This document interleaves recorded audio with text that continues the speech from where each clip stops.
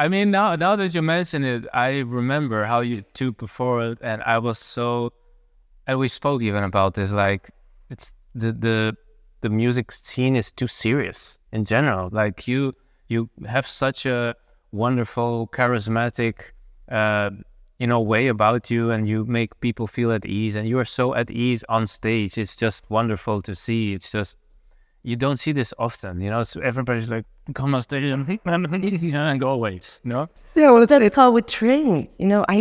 I never heard like come and smile until I got to the harpsichord.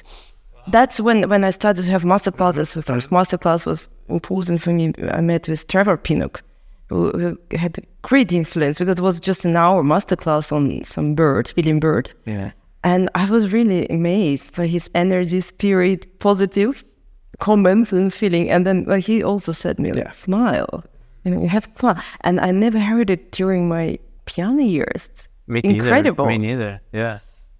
And there's not to say that music isn't a serious business, and the delivery of music and understanding music, it's, of course, you have to get deep in, but the act of performing music has become, in the 20th century, this sort of religious, holy experience where you're not allowed to interact and not allowed to make noise, and it's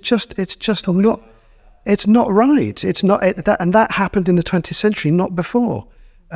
It's just something that I've always felt is, particularly with music which is unfamiliar, and a lot of the stuff that we do in the early music world. If you're coming to an audience in a small town in Germany or a small town in America or where it is, and they've got a music club, and you go, and they might have heard a bit of early music. If you're playing Schmelzer or Bieber or even William Byrd, they might never have heard any of this music before. Justin Bieber, maybe. Maybe, yeah. So you can't just sit down and expect them to get it without a bit of help and breaking the fourth wall and engaging and encouraging and giving permission for them to engage with what you're doing as well. It's a two-way thing, and that's what music making was until the 20th century, in the classical world at least.